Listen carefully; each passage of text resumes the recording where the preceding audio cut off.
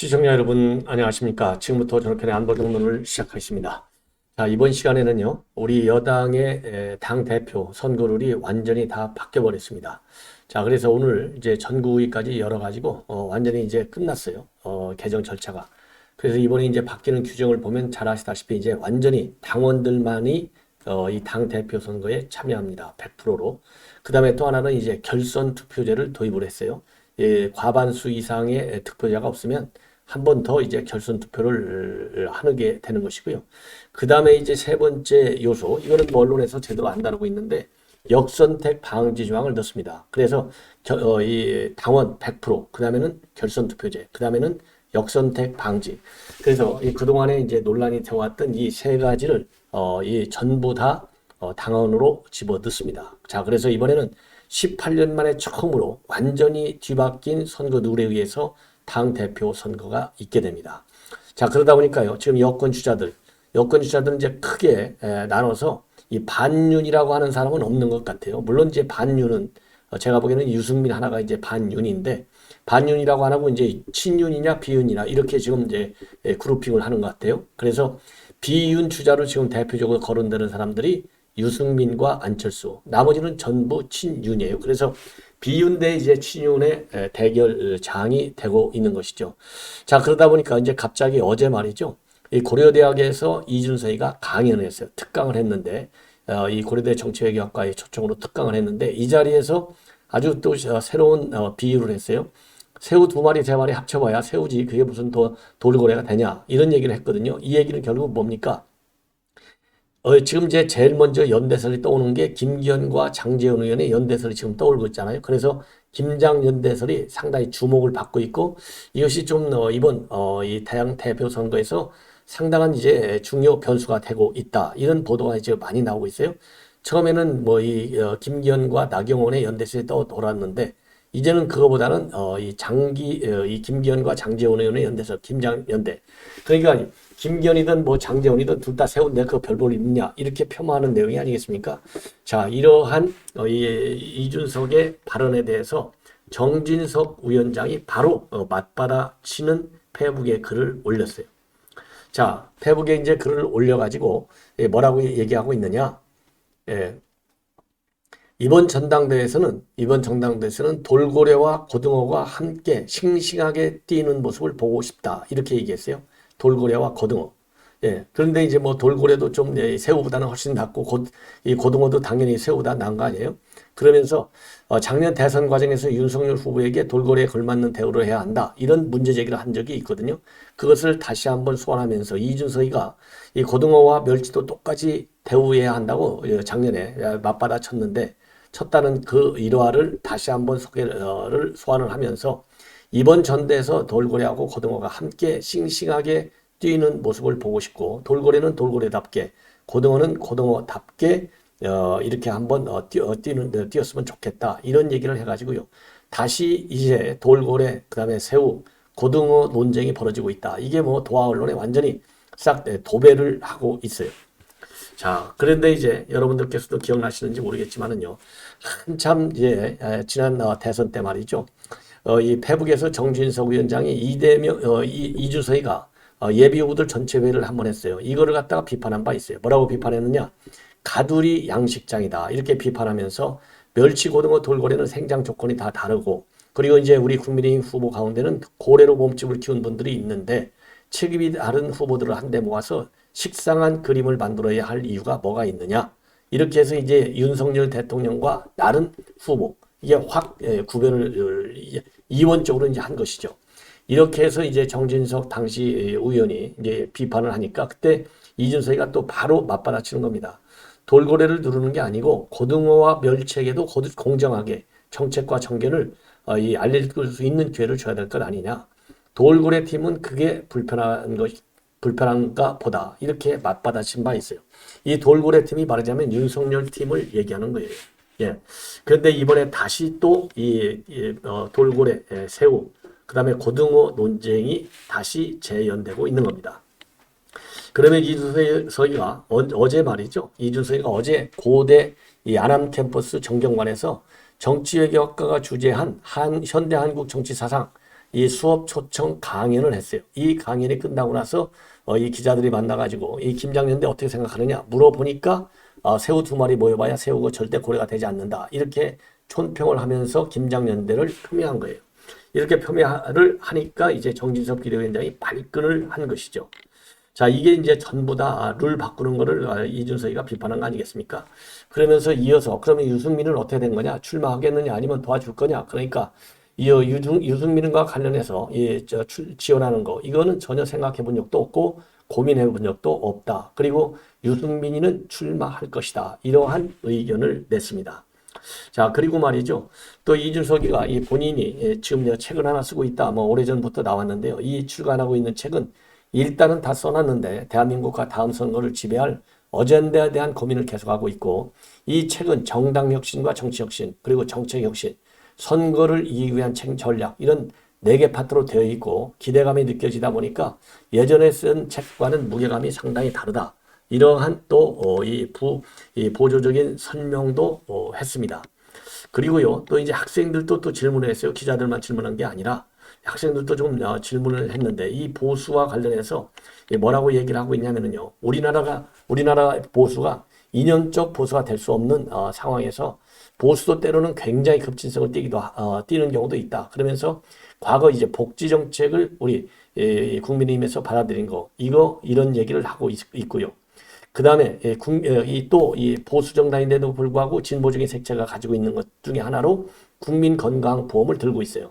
그래서 이 국민건강보험은 세계적으로 유례없는 급작스러운 변화였고 적극적인 사회보장 정책인데 이렇듯이 보수가 일사불란하게 어젠다 선택을 하는 경우도 있다. 그리고 보수가 점진적 개혁을 위해서는 논쟁이라는 과정이 많이 있어야 되겠다. 그러니까 지금 현재 보수당을 지향하면서 보수당의 정책을 가지고 있다고 주장하면서 요즘 우리 국민의힘에서는 제대로 된 보수 정책을 도입하기 위한 논쟁이 없다. 이거를 갖다가 지금 비판하는 거예요. 즉 이거는 정진석 비대위 체제가 지나치게 친윤화되어 있다라는 점을 비판하는 대목이 아닌가 이렇게 생각을 합니다. 자, 그러면서 말이죠. 이 정책적인 어젠다를 논쟁적으로 마일드하게 풀어내는 경우가 우리나라든 다른 나라든 별로 없고 한국도 약간 그 위기가 오고 있다. 그래서 지금 우리 국민의힘에 사실상 위기가 오고 있는 것이 아니냐 이렇게까지 비판하고 있는 게 아닌가라고 생각이 들어요. 예. 자, 그래서 어쨌든 간에 지금 이준석의 현 국민의힘에 대한 이 비판적 시각은 여전히 살아있다. 그래서 제가 보기에는 앞으로 이제 당 대표 선거가 본격화되면 아주 노골적으로 친유승민 발언을 계속하면서 친윤계와 각을 세울 것이 분명하다. 이렇게 보여집니다. 그리고 이거는 이제 중앙일보가 보도하고 있는데요. 결혼 잘못해 고생했다. 이러면서 5년 전에 안철수와 유승민의 악연이 다시 시작됐다라고 지금 이제 보도를 하고 있어요. 이 얘기는 두 사람이 서로 더 다른 길을 걷다가 또 이 합친 길을 걷다가 이 바른미래당인가를 했잖아요. 또 그러다가 또 당을 만들고 그러니까 제가 보기에는 안철수 의원도 정당 만드는 거 아주 선수고요. 유승민이도 또 선수예요. 그러니까 이제 선수가 두 선수인데 서로가 길이 다르다가 중간에 이제 워낙 급하니까 또 이 합당을 했잖아요. 또 창당도 같이 하고 이래서 이제 그러다 보니까 이 악연이 또 많이 겹치는 경우도 많아요. 그래서 이게 결혼 잘못한 것 같다. 이런 얘기들이 나온 바 있고. 자, 그래서 이게 이제 왜 그러느냐. 현 시점에서도 이번에 둘 다 당권에 도전하고 있는데 그러다 보니까 이제 안철수 의원하고 유승민 전 의원이 서로 또 치고받는 상황이 된다는 겁니다. 둘 다 비윤계라고 하는 공통점을 가지고 있는 상황에서 자, 그래서 이 비윤계들이 싸우는 것이 비윤계들의 이런 티격태격하는 것이 이번에 이 당 대표 선거에서도 상당한 영향을 줄 수가 있는 것 아니겠나 이러한 전망을 내놓고 있습니다. 예, 그래서 이번 이제 두 사람의 행보가 이번 전당대회에서 상당한 주요 변수가 되지 않겠느냐. 왜냐하면은 두 사람이 대립하는 것이 결국은 비윤계를 지지하는 책임 당원들의 표심을 흔들 수 있기 때문이라는 것이죠. 자, 그래서 어쨌든 간에 말이죠. 유승민 같은 경우는 아직도 고민을 많이 하고 있다. 이런 얘기를 하면서 이 출마 여부에 대해서는 명확한 뜻은 밝히지 않았어요. 자, 그런데 바로 이제 어제죠. 이 유승민 의원은 제가 보기에는 무조건하고 출마할 것 같아요. 지금 주가 올리고 지지 여론을 관리하는 차원에서 계속해서 조금은 뭐라 그럴까요? 전략적 모성을 유지하는 그런 상황이 아닌가 싶은데 어제 뭐라고 했냐면요. 이 전당대회 규칙을 개정하는 거 이거는 유승민을 못 나오게 하거나 아니면 나와도 맞겠다는 메시지이고 오히려 저의 도전 정신을 자극한다 이렇게 돼 있거든요. 여기에서 오히려 제 도전 정신을 자극한다는 게 뭐예요? 아 정말 어떤 경우에도 내가 이 당 대표 이 꿈을 버리지 않고 끝까지 나를 출마하게 한다. 이런 얘기나 마찬가지가 아니겠어요? 그래서 이 결과는 쪽으로는 결국 유승민은 어떠한 경우에도 저는 출마를 한다. 이런 쪽에 요즘 뭐 내기가 아주 많아요. 내기가 유행인데 저도 내기를 한번 해보겠습니다.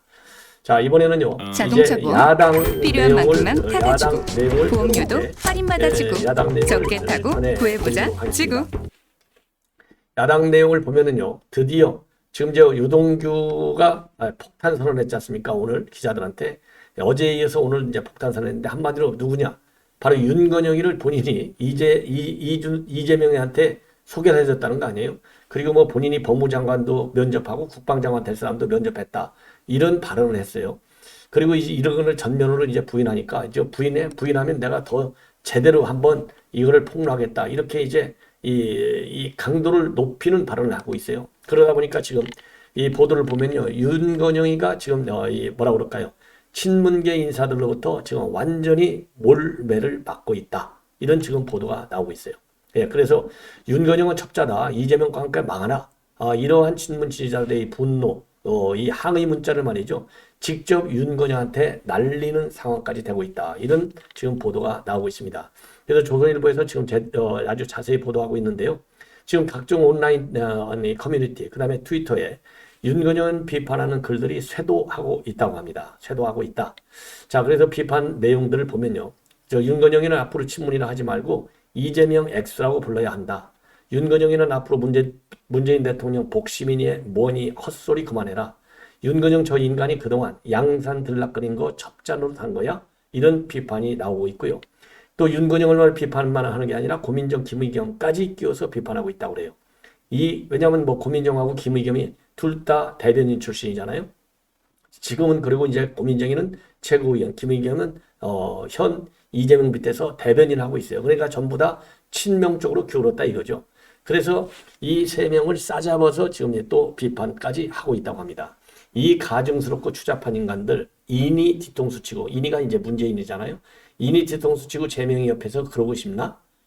이렇게 이제 비판하는 거예요. 그리고 또 이 온라인 커뮤니티에 말이죠. 윤건영에게 보낸 항의 문자 내용을 올리면서 또 바람을 잡는 네티즌도 있다고 그래요. 뭐라고 올렸느냐? 그래도 의원님은 깨끗하고 바른 정치하길 바라며 응원했는데 언젠가부터 싸하더니 역시 그랬군요. 재능은 틀리지 않았네요. 이미 민주당은 망했고 구루에서 이제 민주당 의원 안 나올 듯. 이재명과 함께 시원하게 망하세요. 이러한 이 글을 또 직접 항의 문자를 보내놓고 이거를 갖다가 이 온라인 커뮤니티에 올린 거예요. 예, 이 정도로 지금 윤건영에 대한 이 비판이 불이 붙었다. 비판에 불이 붙었다. 그리고 이제 참고적으로 말이죠. 유동규가 오늘 이 내용을 얘기했는데 이 김용우 오늘 재판이 있었거든요. 여기에서 취재자한테 만난 자리에서 이재명 측에서 그거 유동규가 혼자 일방적으로 하는 주장이야. 이렇게 딱 부인을 해버리니까 뿌하하고 웃으면서 말이죠. 이거야말로 너무 웃기는 거고 양심이라도 있는지 모르겠다. 그러면서 양심을 떠나서 그 부분에 대해서 제가 자세히 말씀을 드릴 수 있다. 그러면서요. 추가적으로 아주 세세하게 이렇게까지 얘기를 하고 있어요. 그러면서 다음에 또 그러면 내가 어떻게 만났고 어디서 만났고 그 다음에 몇 번을 만났는지 낱낱이 공개를 해버리겠다. 그분들이 자꾸 거짓말 하시면 이러면서 이 부분은 또 법정에서 가릴 부분은 아닌 거니까 진실로 한번 확실하게 가려드리겠다. 이렇게 아주 뭐 작심 추가 이 폭로를 예언하고 있어요. 자, 이 정도 나오는 걸 보면은 이 윤건영이를 만난 거, 이거는 확실한 사실이 아닌가 이렇게 판단이 들어요. 자, 그리고 이제 이재명이 검찰 소환과 관련해서 이재명이가 아주 그냥 극렬 반발을 하고 있잖아요. 연일 지금 어제 제가 보기에 한 두어 번, 오늘도 또 두어 번 입장을 내놨어요. 그래서 이제 망나니 칼춤이다. 파렴치한 파괴 공작 수사다. 예. 그래서 이제 파렴치하다, 망난이다, 조작수사다, 뭐 온갖 나쁜 말이란 나쁜 말은 전부 동원을 해서 강력 반발하고 있어요. 그러니까 이제 우리 국민의힘에서 이 김미애 대변인이 나서가지고 이렇게까지 강하게 반발하는 거 보니까 너 죄진 게 맞구나. 이런 취지의 지금 입장문을 내놓고 있고요. 그리고 이번에 성남 풋볼 사건 후원금 비리 의혹과 관련해서는 이거야말로 지역 토착 비리다. 예, 이 지역 토착 비리가 어떻게 야당 파괴고 야당 탄압이라는 것이냐. 예, 그리고 민생 지향한다고 하면서 민주당은 언제까지 방탄 정당으로 역량을 소모할 것이냐. 예, 그래서 이제 민주당을 파괴하고 야당을 탄압하는 것은 바로 이재명 대표 본인이다. 그래서 이재명이가 진심으로 민주당이 걱정되면 당 대표직을 내려놔라. 이렇게 아주 직격탄을 날리고 있습니다. 그리고요, 이 김재원 최고위원도 오늘 이 정봉주하고 둘이서 CBS 라디오 김현정 뉴스에 나와가지고요, 요새 이재명이가 하는 걸 보면 이재명이가 사실상 죄인이 맞다. 이런 감이 든다는 겁니다. 예. 자, 그러면서 이재명이는 지금 이제 진실이 다 드러나니까 굉장히 두려워하고 겁에 질려 있는 것 같다. 예, 이런 입장을 내놨어요. 왜냐하면 이제 이 김재원 최고위원은 검사 출신이잖아요. 그러면서 본인의 수사 경험을 통해서 비판하고 있는데, 옛날에는 굉장히 여유가 있었고 뭐 탈탈 털어도 뭐 나왔습니까? 압수수색도 하고 수사를 합니까? 제가 무섭습니까? 이렇게 했는데 이제는 제명이 무섭습니까? 이러면서 너무 겁에 질린 표정을 보여주고 있다. 예. 그리고 이재명이가 진실을 영원히 숨길 수 없는 것이라고 얘기한 걸 보니까 이재명의 속마음이 들킨 것 같고요. 다 들통이 나버렸고, 자, 그러다 보니까 표정도 안 돋고 살도 쏙 빠졌더라. 이러한 이 해석을 내놓고 있는데요. 이 김재원 최고위원의 이런 평가는, 이 평가 해석은 제가 그동안에 여러분들께 제 방송을 통해서 얘기했던 거하고 해석이 거의 비슷한 것 같아요. 자, 이러한 상황에서 같이 출연한 정봉조 전 의원은요, 전혀 떨지 않고 있다. 예, 검찰이 오히려 자신이 없다는 얘기하는 거 아니냐. 그러면서 이 정봉주요 사실을 왜곡하고 있어요. 어떻게 팩스 한 장으로 소환을 통보하느냐. 이걸 보면 검찰에서 나오는 게 없으니까, 자신이 없으니까 지금 이제 소환을 했다라는 걸로 쇼를 하는 것이다. 이렇게 뭡니까? 옹호하고 있고, 그러면서 이재명이가 여기에 응한다고 하는 것은 검찰에 명분을 주는 거기 때문에 절대로 소환에 응하지 않을 것이다. 이렇게 해석을 하고 나섰어요. 그리고요, 이 김남국이는 이제 뭐 이재명의 최측근 중에 측근이잖아요. 자, 이 김남국이도 절대로 이 소환에는 응하지 않을 것이다.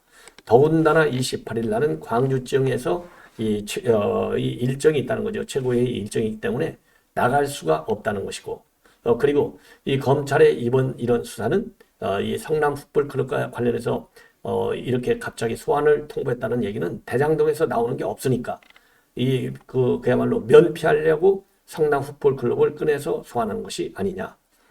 그리고 또 변호사비 대납 의혹도 지금 수사하고 있는데 나오는 게 없으니까 만만하니까 성남 풋볼 클럽 사건을 가지고 부른 거. 이거는 잘못된 것이다. 이러한 비판 입장문을 내놓고 있고요. 그리고 안민석이도 안민석이 여러분들 설명 안 해도 다 아시죠. 절대로 이재명이는 검찰에 소환하지도 않을 것이고 해서도 안 된다. 그러면서 내기 500원을 걸어도 좋다.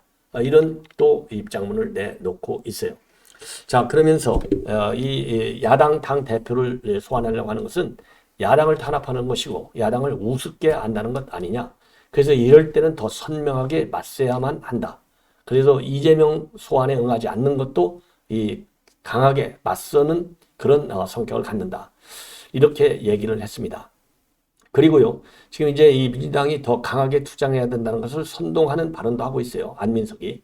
지금까지는 민주당이 착한 아이 컴플렉스에 빠져 있는데 다수 야당으로서의 존재감을 제대로 발휘한 적이 없다. 그러면서 여당을 5년 하다 보니까 초식 공룡화해버렸고 빨리 이제는 표범으로 변화해서 야성 있게 윤석열 정부 정권이 저희를 두려워하고 무서워하는 야당으로 바뀌어야 한다. 그래서요, 이 체포 동의안은 어떤 경우에도 만약에 오게 되면 반드시 부결시킬 수밖에 없다. 이러한 지금 입장을 내놓고 있습니다. 자, 그리고 이재명이도요, 이제 기자들이 여러분께 이미 말씀드린 대로 최전선에서 당당히 맞서겠다. 망나니니 칼춤이니 난리가 났잖아요. 근데 이런 게 이제 다 끝나고 나서 기자들이 응할 거냐 안 응할 거냐 이렇게 또 물어봤어요. 검찰 소환에. 그러니까 뭐라고 얘기했느냐. 혐의도 뚜렷하지 않은 이재명에게 언제 소환에 응할 거냐고 물을 게 아니고 중범죄 혐의가 명백한 대통령 가족은 언제 소환 조사를 받을 거냐를 먼저 물어보기를 바란다. 이 얘기를 해서요. 다시 한번 이재명이는 윤석열 이 가족이라고 하면 이제 장모하고 그다음에 이제 윤석열 대통령의 부인 김건희 여사를 얘기하는 거 아니겠어요? 이거는 뭐 문재인 정권에서 수년간을 탈탈 털었고 장모권도 뭐 계속 재판하고 있는데 최종적으로 전부 무죄로 끝나는 거 아니에요? 이거 돌아가는 이 법뉴스, 이 관련 판결 뉴스를 다 보고서도 다시 이제 꺼진 불을 다시 또 불살르려고 하는, 그래서 본인의 죄에 관련된 이 여론이 굉장히 심각하게 돌아가니까 이걸 덮으려고 아주 전형적인 또 뭐라고 그럴까요? 이 거짓 프레임을 걸기 위해서 윤석열 대통령 가족 얘기를 꺼낸 것이 아니냐. 한마디로 참 치졸한 사람이 어떻게 당 대표를 하는지 참 알 수가 없습니다. 자, 시청자 여러분, 이것으로 본 방송을 마치겠습니다. 계속되는 저희 방송 알람을 설정해서 많이 시청해 주시면 대단히 고맙겠습니다. 감사합니다.